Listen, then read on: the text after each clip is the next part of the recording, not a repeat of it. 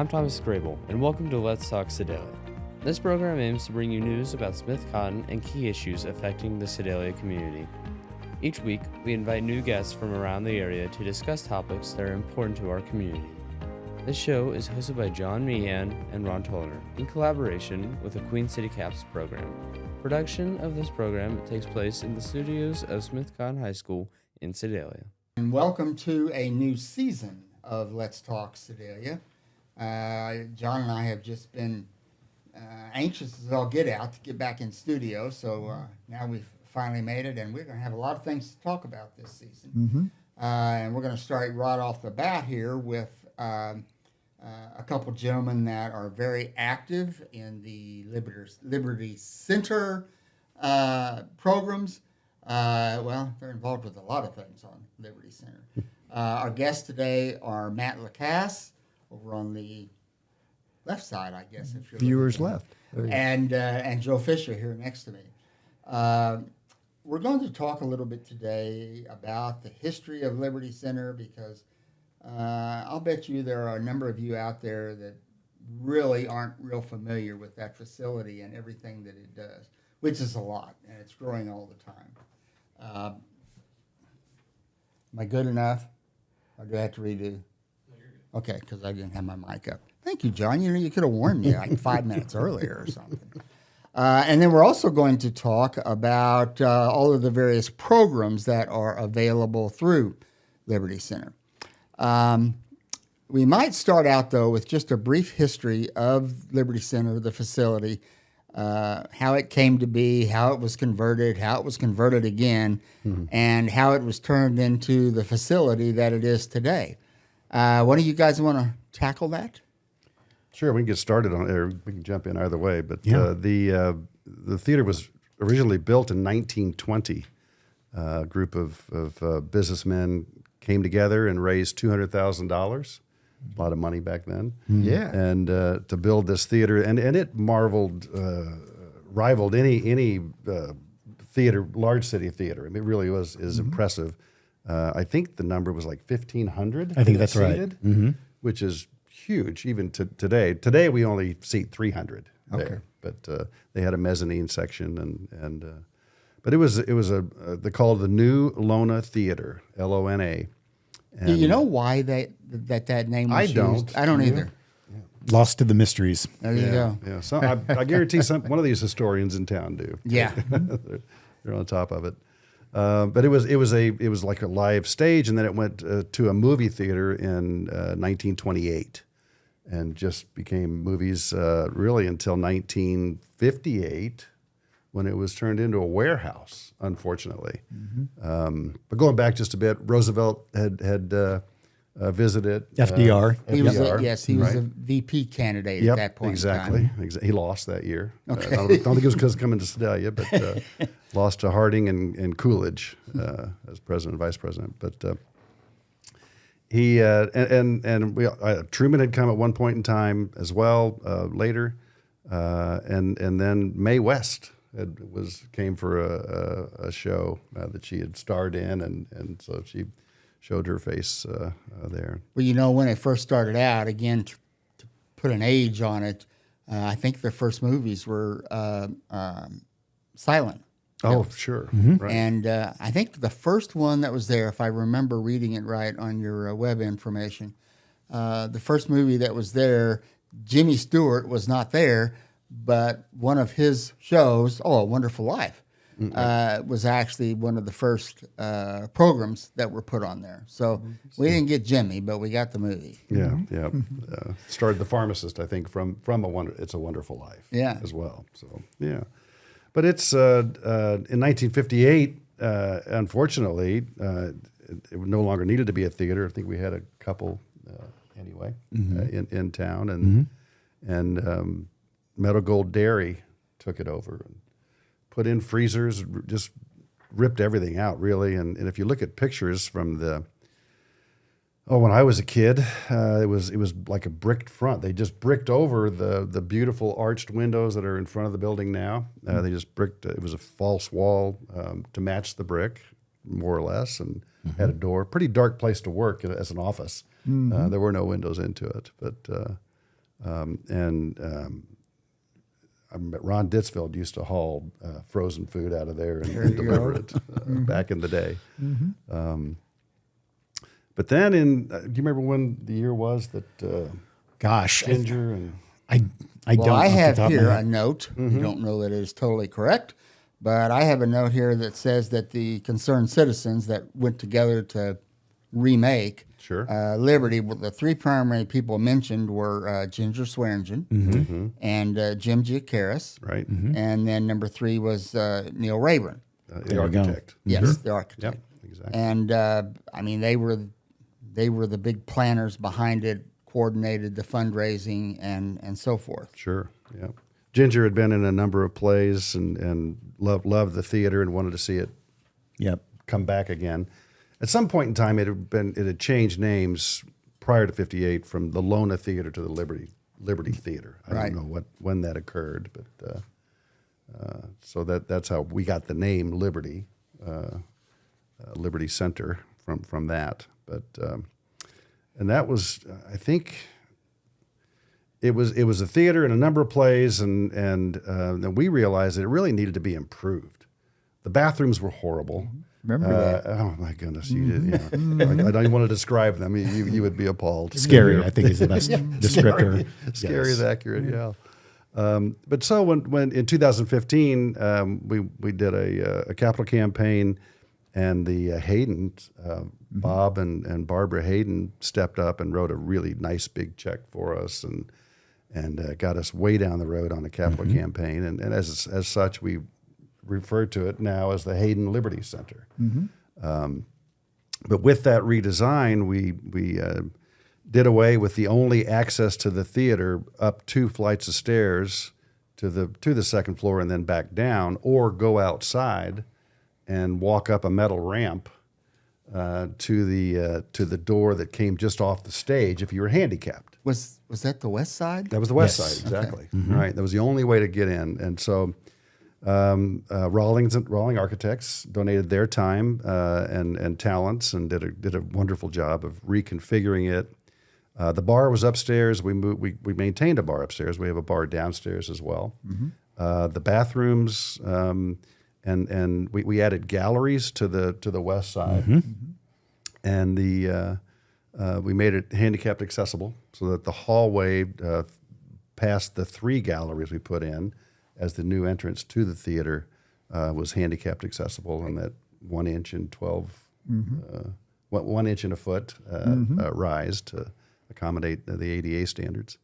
And then we put in the women's 5 stalls in the women's and 3 sinks, and in the men 3 urinals and two toilets and really a couple sinks. Really did it right. I mean, it's just lovely.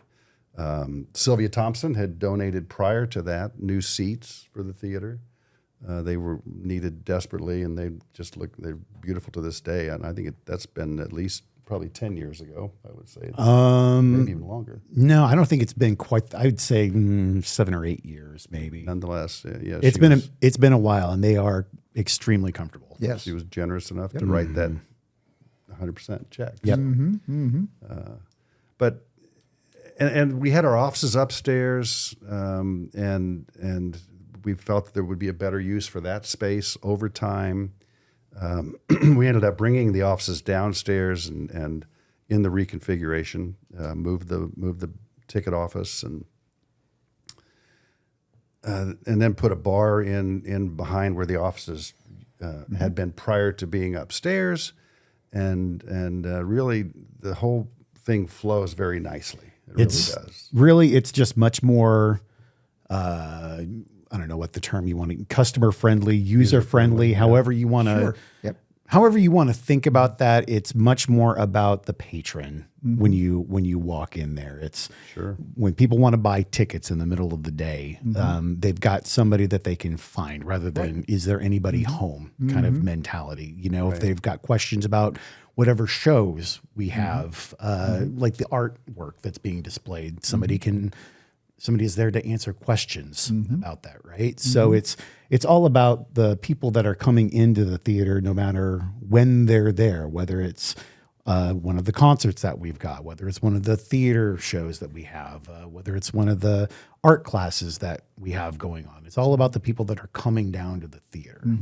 And Joe brought up the point about accessibility. Sure. And I volunteered usher down there on a couple of occasions and back in those very early days. And it was tough getting those who had some disabilities or just couldn't move around real quickly to get them in their seat, you know, so it was tricky. You know, you mentioned that, John. We shouldn't leave out the lift that Sue Heckert was kind enough to. Yes, she gave a significant donation, as well as Gina and Stafford Swearingen, Ginger's son Stafford, and the Troiners and a number of people, the folks from the Lamont Community Bank, that foundation, Gopperts wrote a check to get a lift to allow us to get to the second floor. And that was a nice segue with mentioning the art, because the Cooney Family Foundation wrote a check to complete the upstairs and completely redo it. I mean,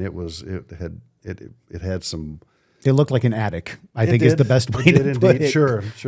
And actually early on it had these 2x8 metal studs that were 25 feet tall to help support a ceiling that had a concrete vault over the top of it. That was suspect in pushing the wall. That was a part of our first reconstruction in 2015. But the Coonies wrote the check to make it an art classroom, an art studio for people to come work. Beautiful lighting, again, the arched windows, and it's a lovely space. You know, I recall reading, and just generally understanding that the organization by which you all function, and I think everything associated with Liberty Center functions, I should say, Hayden Liberty Center. But anyway, is the Liberty Center Association for the Arts. For the Arts. Yes. So that is the controlling aspect of it. Exactly. It's the not-for-profit as well. It's a 501c3. You can write a check, take it off on your taxes, and so we're a worthwhile cause to keep in mind if you have some money that you'd like to spend in the community on the arts. If either of you are wondering, just that's quite all right. We plug a lot of things. I'm sure you do. But Joe, you brought it well, Matt too, about those who have contributed over the years, and it's really. Yes, maybe more money came from this particular donor, et cetera, but it's really unique for our community, I think, of how we step up as a community to support the arts and support the non-for-profits in our community. And you've got a whole list of them, of those folks who have done that in the past. And just like United Way, it takes a village. It takes a lot of people giving a little. Yes. Some people giving a lot if they can, but it all matters. Yes, teamwork. I mean, it started with a group of businessmen, $200,000 back in 1920. Right. And it's really no different today. It takes donors, supporting us, but it takes volunteers coming down and donating their time on the weekends to support a lot of the stuff that we have going on, time, talent, treasure, right? It takes a village, like we just said, to keep this thing going. So just curious, and I fully understand what you're saying about the amount of volunteerism that's needed to make it go. If someone wants to volunteer with Liberty Center, who do they contact? What do they do? Walk in the front door and you walk straight ahead to the office. There's 3 windows there, and our business director, Doug Bennett, and our art director, Ruthie Hart, will help you understand where you could fit in, whether it's as a board member, as a committee member, whether it's in the production side, on the theater, on the stage, in the theater, doing a production side of it, construction, usher. You can volunteer as an usher. It's kind of limitless. We have the galleries rotate every 2 months, and so there's always an opening for the artist when they bring their when it changes out, and we'll have a reception. So there's an opportunity there. And that's not just local artists, is it? It's regional primarily. I'm not sure that I've seen a national artist come in, but I think we try to focus on regional artists. We have enough of them here to do that, and I don't know that I can tell you other than Billy Welch is next, and the picture we have up for that is an interesting shot of a deer. So if you go to our website, you'll see what his art can be like, and would encourage you to do that. But we have Faith Bemis right now. She's a photographer, Right. No, and a Faith lovely photographer with a tremendous body of work to see. Yeah, I've seen that and been there most recently and viewed all of her work, and that's right. And of course, you always have other items too. Don't you have one room that's for guest artists, and then you have another one that's set up? We have actually 2 galleries for the go. guest artists. Okay. The first 2, and then the third one has things that Bob Hayden has placed in there, and we will at some point in time change some things in there, but it's a lovely set of piece of art in there, or work in there as well. So, that's neat. Yeah. Ron, you started off the program today by introducing us that we are in a new season, and I think it would be most appropriate that we thank those CAP students that worked us through this whole project last year. Tremendous group to work with, and now we have a whole brand new crew through the CAPS program. We ran the old crew off. So Well, we started again. the unlucky part of that is that they were all seniors, and so they all left. And now we have a new crew of CAP students here that are really kind of taking charge of the whole process. And Let's Talk Sedalia is now, of course, being recorded at Smith Cotton High School in the recording studios that they've set up for the CAPS program. Great facility, and not only that's going to be on podcast and available, but we're also going to be heard on 1050 radio. So just going to be a new, exciting season for us. So let's get back to it. The Liberty Center, Matt, Joe, what else you got to tell us? Well, Joe and I specifically serve on the concert committee. Joe is also a part of the concert committee, but Joe is much higher up in the organization. I'm a muckety muck. Joe serves on the Liberty Center board proper, but we have our next concert coming up is the Clay Clear Band. A lot of people know that Clay Clear was part of Dirt Road Addiction. That's kind of where he got his start, I guess, locally. And Clay is now went to Nashville. He is quite talented. Quite talented. And he'll be with Crazy Harms from Cole Camp playing, and it'll be a good show starting at 7:00 on November 1st. So we're pretty excited about that. We've started our concerts idea, 3 years ago? 3 or 4. Yep. Right after COVID, we kind of decided that we needed to try something new. Like whenever you're around town, the complaint you always hear about Sedalia is there's nothing to do. What are we going to do tonight? What's going on, right? And so we wanted to have an answer for that. And so we decided that we were going to try to give people something to do, right? And so we started this idea of, let's try to do concerts at least once a month was our idea. And so we've been doing this for the last 4 years. Some concerts have been more successful than others, right? And so we think that this has been a pretty successful endeavor. We've learned quite a bit over the last 4 years. Go ahead. Sorry, Ron. Well, you said the goal was to have something every month. Is that coming off that way? It has lately, yes. It was a struggle at first. I'm not going to lie. Trying to get people booked, and we've learned quite a bit. There are some months we don't do, like January we have the gala, and February there's so many events in Sedalia. That we just don't try to compete. But August, we're not going to try to compete with the state fair. That would be a fool's The other errand. 9 months of the year we're trying to do events, and we think event based is concerts is really the best way to go. Where you like we have the Mayfest. Festival, and we have Rib Fest, and we have a Fiesta Hispana in September. So, and we can talk more about those. So when it comes to arranging for these groups, be it individual or groups, whatever the case, are you using booking agents for that? How are you finding them? Okay, we do. We get a lot of people come to us, would like to come to work with us, and some are just too expensive. You just can't. The economics don't work. Sure. You hope you can make it work, and many, and of late we've got a few that are doing a door split with us, which makes it lessens our risk. Makes a lot of and- sense. and Their upside, like Twitty and Lynn is a door split. They've been there the last 3 years, and that's Conway Twitty and Loretta Lynn's grandchildren doing a great show, and they make nice money. We make nice money, and it's we all benefit, and they're good shows too. Yeah. And I think in the past you've really focused or tried to get some local talents in there too. Yes. And of course, I attended with Eric Poindexter last year, and Sure. now he's going to be back this year for two shows. Right, And right.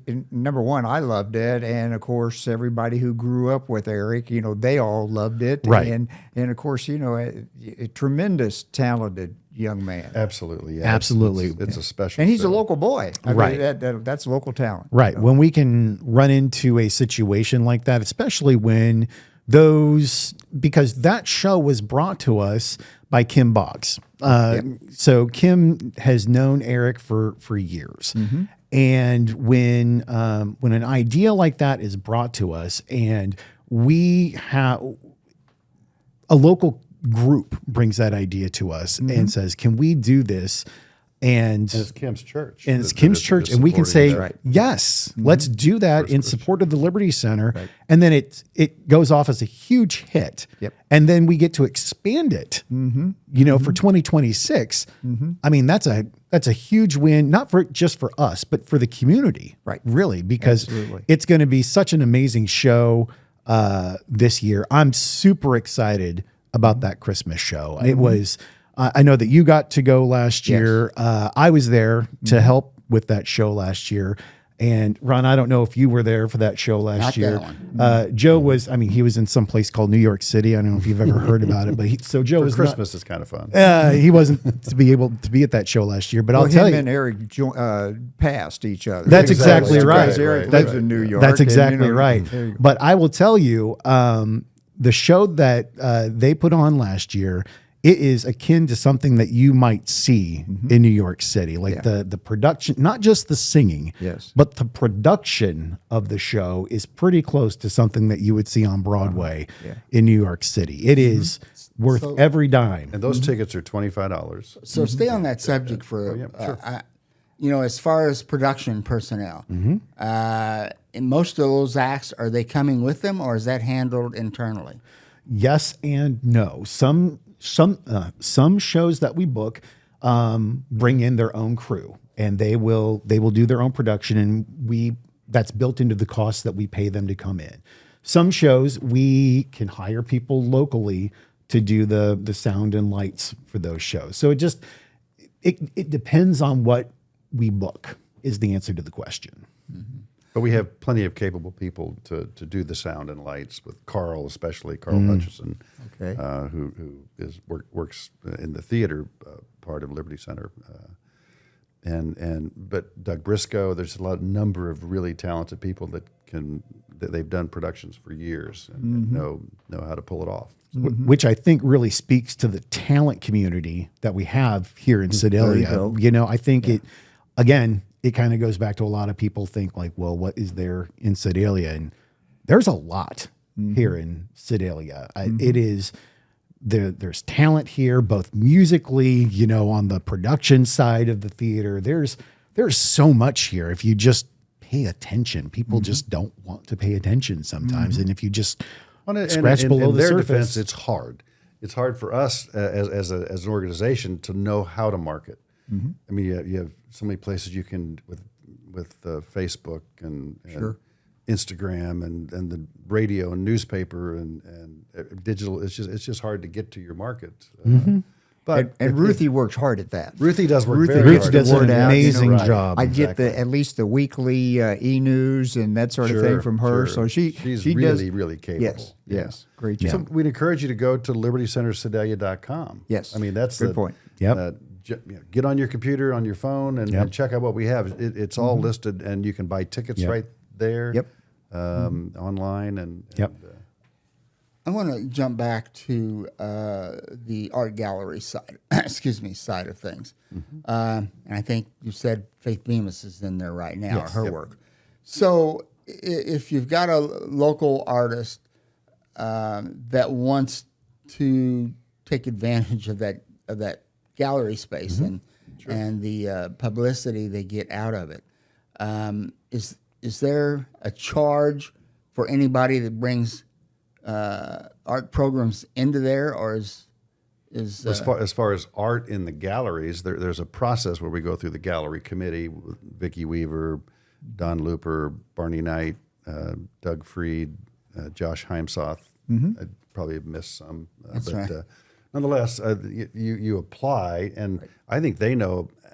I don't have the list with me, but they know a year, maybe a year and a half out, who's going to be in the galleries. No And kidding. you're there for 2 months. So it's a nice, or by the time the old one goes, the other one, previous one goes out and this one comes in, it may be a month and a half that's actually showing. But it's a nice opportunity to show your work. And we have 3 beautiful windows out onto 5th Street that you can, as you drive by, you can see the first gallery and what is in there. And if you take a liking to that, come in, you're going to like the second gallery too. There you go.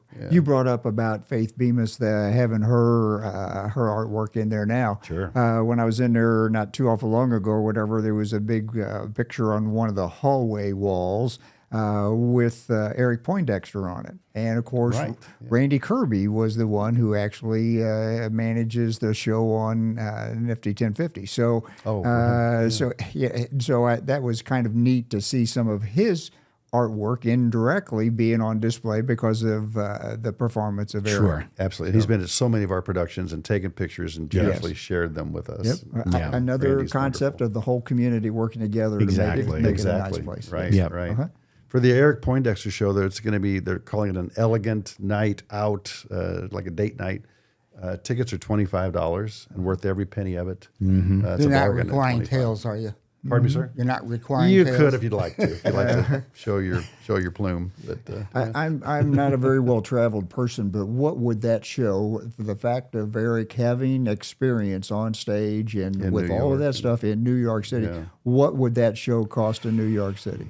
Oh man, I'd be guessing. But yeah, it I'm would in the be same boat, but probably close to $100, I would think. Easy. Well, I would, I was or more. I was thinking a couple $100. Yeah, to see that absolutely. show. Absolutely. I So think the closer you get, the more expensive they are. yeah, that's right. Yeah, and I don't think you all differentiate with that. In other words, you buy a ticket, you can go in and sit just about. Well, you have to pick and choose you where pick you're going your- to pick your see. seat, But sure. yeah, but like for Twitty and Lynn, we had more expensive ones down front. That's what Okay. they chose to do that. They Okay. were $55, $45, and $35 Okay. tickets. And we've done that 3 years, and they've been pretty well sold out all 3 years. There was just a few seats available this year. and in that theater, there's really not a bad seat. no, there's not. Especially when you're dealing with musical talent. Yes. Sure, right, exactly. And that's another thing to bring up. We have an amazing production people in Carl Hutchison and Amber. They're from Warrensburg, but they come here.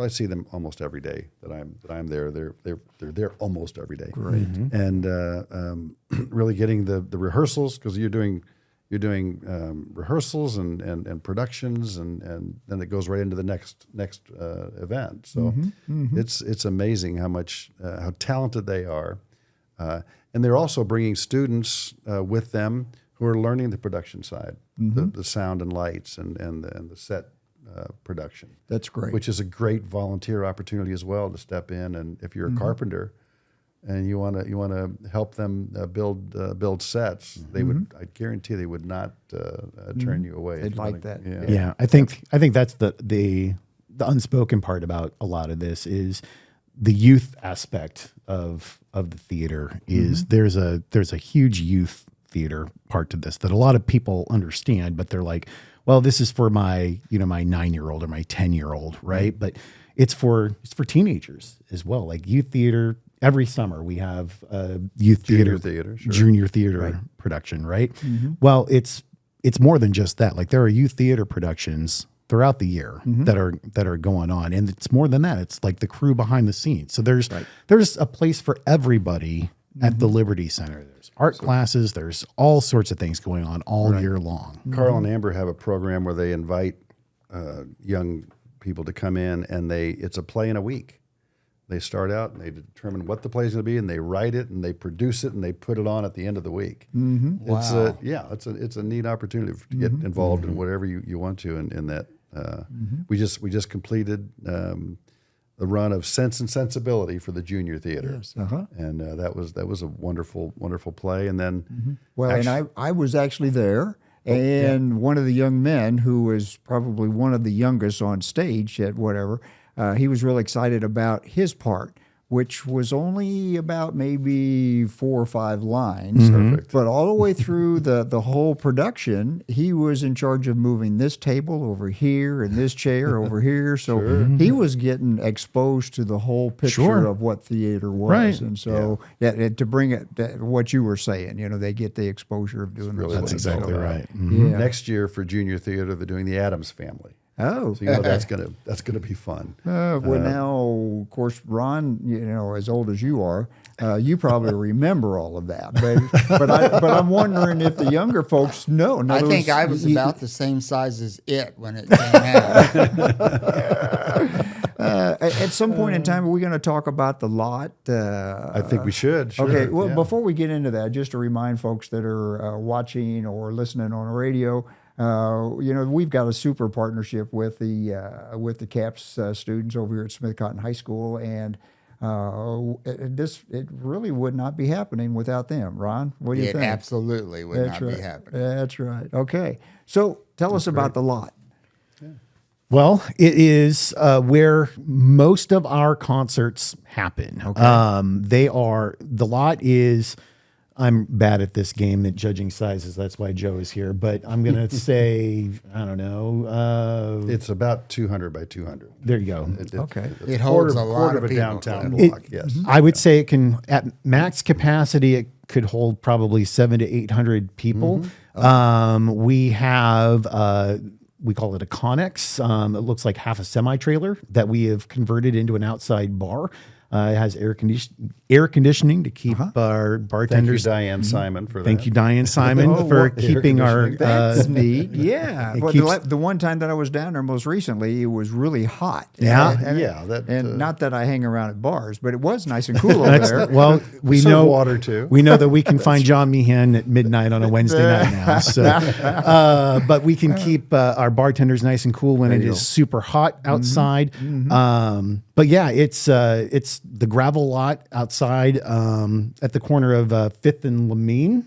Osage. Osage. I always get those streets downtown mixed up in my brain. It's what you get when you talk to a non-native of Sedalia, right? I get those streets. Actually, 6th and Osage, but that's Whatever, 6th and Osage. Well, he did say Sedalia. I did say Okay, Sedalia. I got the right focus down city there at on that. least. That's right. So Well, bottom line is it's behind the Liberty Center. it's behind the Right, Liberty exactly. Center. That gravel lot downtown behind the Liberty And Center. the city was nice. Go ahead. No, go ahead, Joe. Well, the city was nice enough to give us the alleyway so that we could build a stage. We have to be able to remove it, but build a stage attached right against the building so that the acts can use our green room from the theater. Green room is where the actors go, when they're getting dressed and not on stage. Okay. And they then seated us the right of way, which was very kind That of is them. great. That's great. And then Ramey Concrete Construction built a nice dance floor too. It's like a 30 by 30 dance floor, concrete dance floor, and I did not do that, boys. when you talk about the outside music productions, is that involved at all with First Thursdays, or is it totally different? no, First Thursdays have been inside with the events that we've done. I don't know that anybody's been. They've out. not, yeah, we have not been connected with that. Our shows are typically on either Friday or Saturdays. So But someone may have used the stage for a First Thursday event, which we would certainly And encourage. I think they have. As far as within the organization, absolutely. Yep. Yeah. We need to say too, Donnie Looper has and Andrew Troiner and a number of us have built a fence around it. We had orange construction fence forever and with rebar But Donnie has built a fence of rebar and steel donated by Nucor, rebar by Nucor, and steel with Ailro steel. And it's really quite eclectic when you see it. Josh Heimsoth has a couple of things on it. We do have some opportunities for advertising and some of the plate steel where we'll get a laser cut image into the steel. Neat idea. It's a permanent advertising. But Yeah. it's well done. And And when you say fence around that corner lot or whatever, that doesn't really sound very appealing, but it's very unique. it's really cool. Yeah, it is neat. If you know 4x4 Don Looper and posts. his work, That's it is quite unique. That is for sure. Yep. It's called The Lot. It's got a big sign on the corner that says The Lot. It's 12 feet tall. Yeah. And there's a couple of entry points. There's a big gate on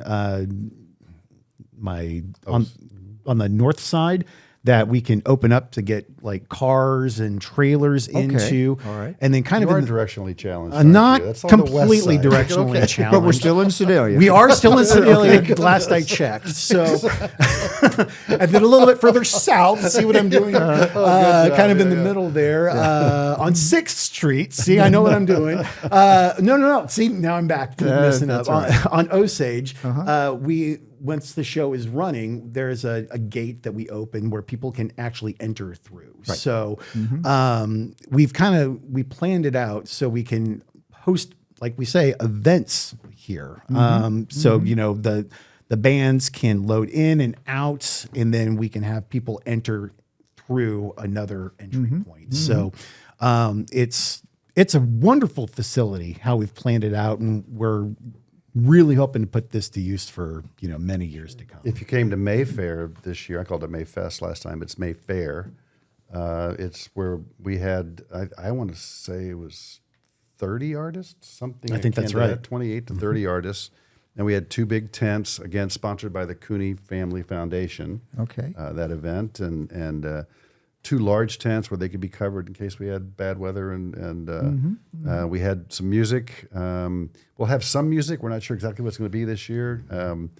We think the art with the feedback we got that we needed to be a little bit more low key than we were it's kind of hard for them to talk over their art or about their art over some of the music we put on at times. But it's a great event in May, and it just fits inside the lot beautifully. And Fiesta Hispana was another big success this year. I mean, we had, 300-400 people on the lot again this year. Great. There were lots of different stands on Osage, and then a bunch of people inside the lot again this year. Pupusas and carnitas. Was that done in conjunction with Cinco de Mayo? No, it was in September, so it was the Mexican Independence Day is kind of what it's in conjunction I think with. that's September 15th. Yeah, and so we're trying to be as close to that as we can. And kudos to you for doing that multicultural kind of thing. I mean, that's great. important. That's It great. You're is. supporting that segment of our community. Yeah. Absolutely. And then Wingfest is in usually mid-July.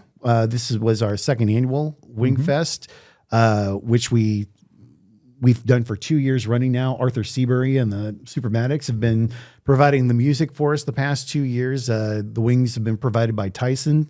And we've had, I think, 6 or 7 teams have been participating to do the wings the past couple of years. That's turned into a big event for us the past couple of years.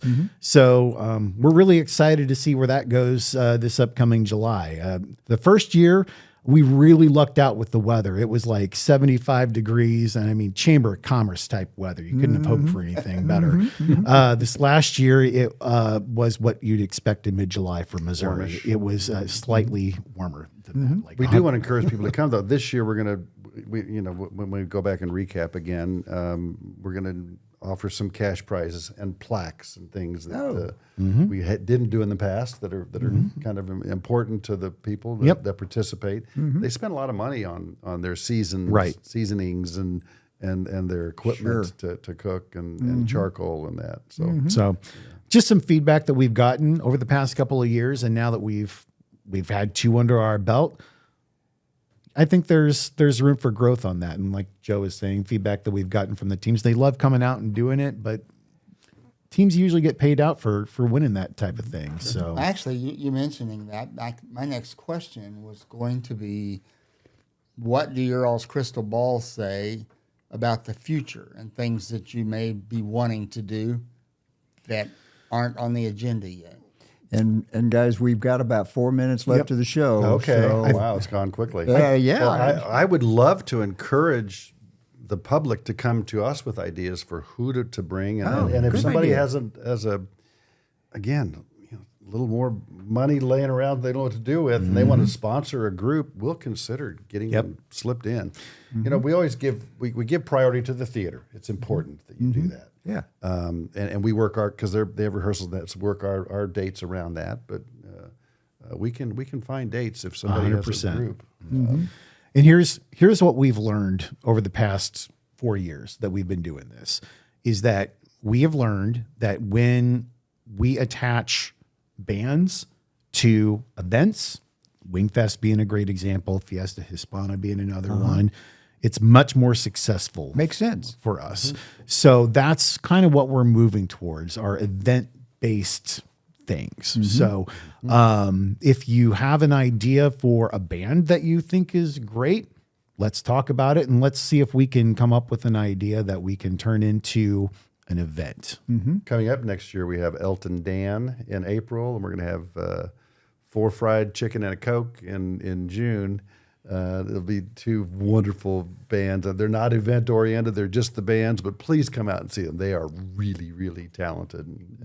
They've been at the Bud Tent, I believe. Yep. And so they both have exactly. And That's so a sign of success. that's a sign of success. If Mark has them, they're good. If Mark has them at the Bud Tent, you know they're popular. So we know that people love to see these bands. So we're hopeful that we'll have a lot of people come out. I'd be interested to know how in the world they came up with that name of their band, 4 fried chicken and a Coke. You ever seen the Blues Brothers?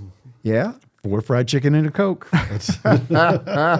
Oh, geez. Well, I guess, yeah. I'm not as old as Ron, so he could Right, yeah, obviously. Oh, geez. No, we want to just encourage people to come out and get involved in any way possible at our facility. You know, it is for the community. Our community is an art mecca. We really, with the DOM and the Sedalia Visual Arts Association, we got a lot of opportunities to we provide tremendous art for the community, and want to encourage people to support us as they can.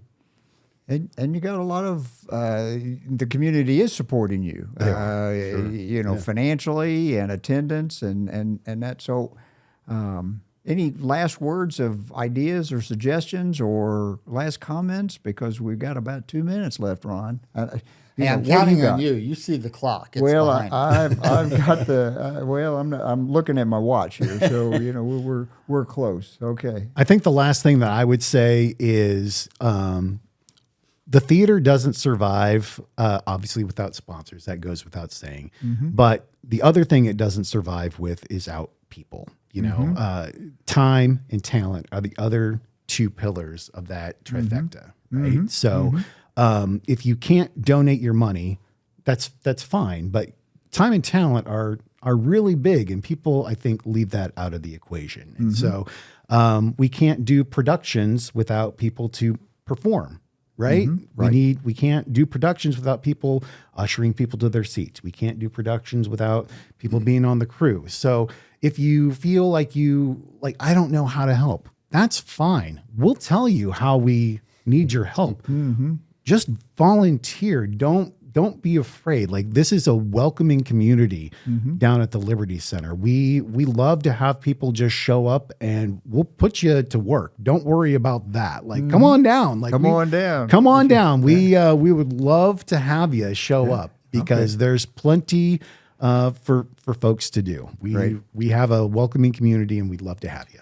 This has been the Let's Talk Sedalia program. We really appreciate the facilities, the great CAP students that this would not happen without the CAP students, and the progress that we've made. Matt, Joe, thank you for being here today. We've learned so much more about the Liberty Center, and we wish you continued success. And of course, I've already said we're looking really forward to seeing Eric again this year in December and the great shows that you put on down there. Thank you for having us. Thanks for having us. Good deal.